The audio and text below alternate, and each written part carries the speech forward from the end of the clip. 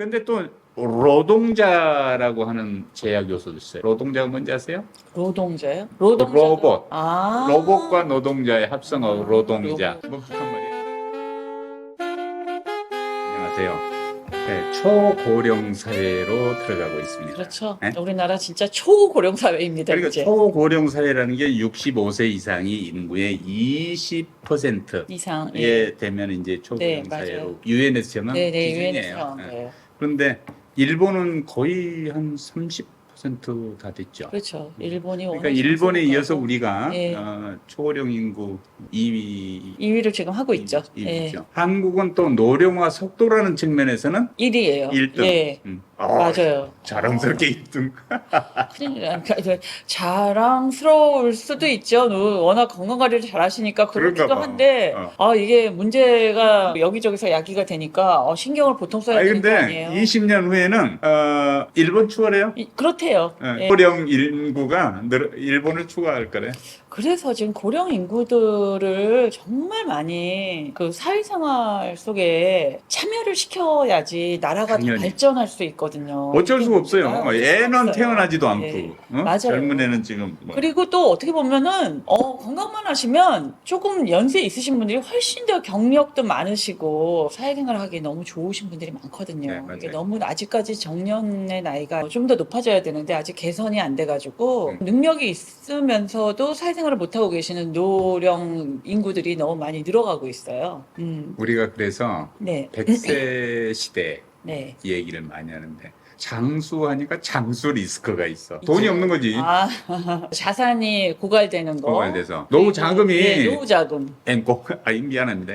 고갈. 고갈되죠. 자녀들의 또 문제가 크대요. 자녀들이 이 부모 세대도 부모 세대지만 요즘 자녀들 세대가 또 이혼이 굉장히 많거든요. 이러면서 부모한테 다시 돌아오는 자녀들이 많아서 그것도 문제고 자산이 있어도 우리나라가 지금 너무 부동산에 편중이 돼 있으신 노령 인구들이 많아서 이게 지금 활용을 하기가 어렵고 세금으로 너무 많이 내셔야 되기 때문에 이거 자산 구조도 좀 변화가 필요하다고 보더라고요. 되게 지금 사람들이 70까지는 뭔가 조금 수익이 되는 활동을 하고 이제 100세 시대니까 네. 70부터 100세까지 30년이 남잖아. 네. 이제 30년 동안은 있는 걸로 이렇게 그 곶감 빼먹듯이 빼먹어 살아야 되는데 그것도 절반 한 15년 정도는 정률 이자로 빼먹고 살고 그리고 나머지 이제 언제 갈지 모르잖아 사실은. 네. 그 이후는 15년은 그러니까 그때는 일시금으로 다 회수해서 거기서 이제 조금씩 분해하면서 산 이제 이런 방식의 설계를 권유한다 그래요. 그렇다 그러더라고요. 또 그리고 주택연금 제도도 나오고 여러 가지 국민연금도 뭐 몇십 프로가 삭감이 돼도 조기연금으로 더 땡겨서 받고 내가 언제 죽을지 모르니까. 그러니까 이런 고민을 할 수밖에 없는 거. 할 수밖에 이게 이제 없죠. 장수가 갖다 준 재앙이야 이게. 그렇죠. 장수 리스크. 예, 장수 리스크.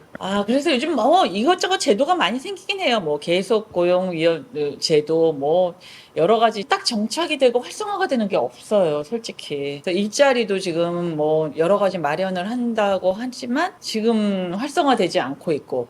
그러니까 이런 게 필요할 것 같아요. 좀 시니어 분들을 채용하고 그러면은 어떤 그 기업의 혜택도 좀 주고 이런 것들이 있어야지 좀 쉽게 활성화되지 않을까 이런 생각도 제가 했는데. 지난주인가 그 어느 신문에 보도된 박스 기사인데 일본의 이케아라고 하는 가구 인테리어 업체 네, 니토리라는 회사가 있어요. 네. 그 기사가 나왔어. 네. 네, 그래서 관심 있어서 이렇게 밑줄 쳐가면서 한번 읽어봤죠. 거기가 정년이 60세예요. 60세 정년으로 돼 있는 회사인데 거의 모두 원하면 70세까지 10년 정년 연장 을 해서 연장 효과를 주더라고요. 근데 연장을 해서 다시 계약을 하면 임금은 60%를 주더라고요. 60% 주고 이제 마지막까지 거기서 다시 올라가는데 이 정년 시에 받았던 임금의 90%까지 인상이 가능하게끔 해서 운영을 하고 있더라니까요. 이렇게 하니까 일본 전국 평균의 한 70% 수준이 유지돼서 그나마 선호하는 직장이 돼 있어요. 그렇죠. 일본은 그래도 정년을 70세까지 연장한 기업들이 굉장히 많아요. 그렇죠?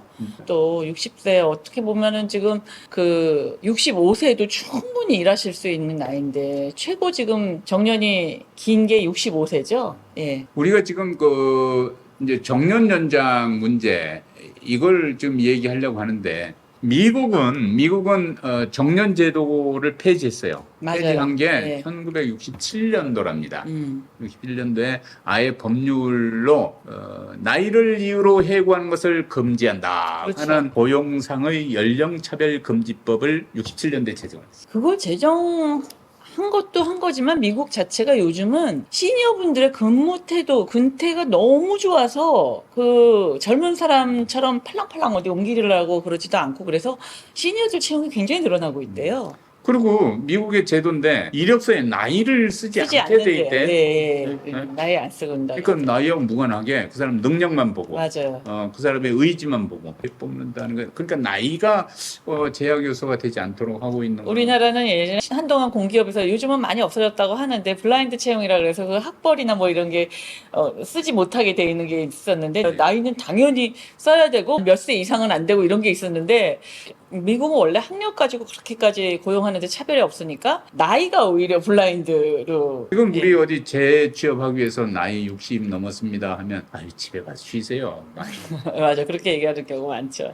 잘 안 돼. 아, 근데 요즘 얼마나 지금 그 요즘 패스트푸드점 같은 데 가도 시니어분들이 있는 데가 꽤 있어요. 그럼 얼마나 잘해주시는지 몰라요. 잘해주시고 또 그 친절하시고 그리고 또 장애우들을 쓰는 일자리가 거의 다 장애우들로 채워져 있는 데도 있고 거기는 딱 문구에 써있더라고요. 우리가 조금 느려도 좀 양해해 주십시오 하고 이렇게 써있고 좋죠. 네 너무 좋아요 저는. 그러니까 네. 그런 모습 보면 마음도 흐뭇해지고 네. 좀 풍요로워지죠 우리가. 그럼요. 우리 다 너그럽게. 같이 사는 사회고 이제 갈수록 그 시니어분들도 늘어나시고 시니어분들 중에서도 좀 더 연배 높으신 분들도 늘어나시는데 이게 누구에게나 같이 더불어 간단한 일이라도 같이 할 수 있는 사회가 되면은 얼마나 좋을까 싶어요. 예. 어차피 지금 같이 젊은 사람들도 나이 들어가고 나이 드신 분들은 젊은 세대를 겪어봤지만 젊은 사람들은 나이 든 세대를 겪어보지 못했으니까 보고 배우면서 우리도 이제 아직 그 갈 길이 좀 먼 건지는 모르겠습니다만 일본 같이 이제 65세 이상 고용을 의무화하는 예. 기업들이 고용을 의무화해서 일정 퍼센테이지를 고용해야 되게끔 이제 강제하고 또 70세까지도 고용할 수 있게끔 이렇게 장려하고 이렇게 하는 제도로 갔으면 좋겠습니다. 네. 아, 우리 시니어분들 일자리가 많아져서 좀 더 활기찬 사회가 돼야 될 텐데 말이죠. 예. 어차피 지금 장수국가로 초고령 사회로 접어드는 마당에 이제 뭐 맞닥뜨린 이상 이제 좀 더 같이 행복하게 갈 수 있는 사회를 근데 만들어야죠. 기업들도요. 네. 고령자를 고용하면 방해가 되는 요소가 있는데 일단 임금이라는 측면에서 조금 싸게 고용을 하지만 그래도 최종 봉급에 이제 얼마 해서 하면은 신입사원 젊은 애 하나 뽑는 것보다는 훨씬 더 드는 거예요. 그럼 그래서 2명, 3명 고용할 수 있어요. 아, 그렇죠. 예. 그게 조금 제약 요소야. 그래가지고 주저하는 거지. 그럴 수 네, 있죠. 숙련직을 받는다는 측면에서는 싸게 고용하는 거지만 또 젊은 애들 그냥 단순하게 동작 빠르게 몸만 쓰는 네. 직종에서는 신입 젊은 애 고용하면 2명 내지 3명 고용 효과가 있대. 그래가지고 그거는 주저하는 거지. 네, 그럴 수 있죠. 근데 또 노동자라고 하는 제약 요소도 있어요. 노동자가 뭔지 아세요? 노동자요? 로봇. 아. 로봇과 노동자의 합성어 노동자. 로봇. 뭐 북한 말이 아니고. 노동자. 응. 예. 요즘 노동자가 등장해서 제가 원장님께 아주 신조어를 배우네요. 노동자의 등장으로 인해서 이게 단순 직무는 또 이제 줄어들어. 이게 노동자도 노동자고 앞으로 단순 직무가 아니어도 AI가 너무 발달하니까 직업군의 변화가 올 수밖에 없긴 해요. 여러 가지 사회적으로 변화가 많이 올 것 같아요. 그동안에 선호했던 직업이 좀 밀려날 수도 있고. 일하는 60세 이상이 기본 630만 명 정도 된다고 그래요. 지금 한국에 얼마 전에 통계를 봤는데 이거 취업자의 22%가 넘습니다. 네. 한국에. 그러니까 이제 어차피 고령으로 가야 되는 거예요. 이게 추세고 뭐 이거 거부할 수가 없지. 네. 계속 고령인구가 늘어나는데. 그럼요. 그럼 그 사람들 일할 기회를 만들어주고 또 임금 부담이 이제 기업한테 좀 많으면 그걸 적절하게 타협해서 조금 낮추고 이렇게 하는 사회적 합의가 필요해 보입니다. 네. 그렇게 해서 이제 일을 해야 한 그럼요. 70대까지는 그래도 뭔가 작은 일이라도 해야 그럼요. 이제 자아 실현감도 좀 있고 그럼요. 자존감도 보람도 높아지고 예. 그러지 않을까. 그럼요. 자기가 이제 좋아하는 일을 하면 더더욱이 좋은 거고. 그렇죠. 음. 최고죠. 좋아하는 일을 하면서 행복감을 느끼면은 정말 최고죠. 그렇지. 예, 보람도 있고 또 내가 거기서 어느 정도 페이를 받으니까 아직도 내가 살아있는 그런 게 가슴이 뛰고 이렇게 생활을 규칙적으로 할 수 있는 게 그게 지금 노년에는 가장 건강을 유지하는 지름길인 것 같아요. 예. 내가 삶에서 사회 속에서 아주 일원이 돼서 생활하시는 게 가장 큰 기쁨이라고 얘기하시는 시니어분들이 굉장히 많거든요. 쉬는 거는 잠시, 은퇴 후에 잠시 쉬면 행복하시지만 이제 그 이후부터는 나머지 인생을 이렇게 긴 인생을 이렇게 쉬면서 생활하는 거에 대한 두려움이 크시기 때문에 작은 일이라도 하시면은 그 나머지 인생이 훨씬 더 행복해지신다는 거를 느끼실 거예요, 아마. 근데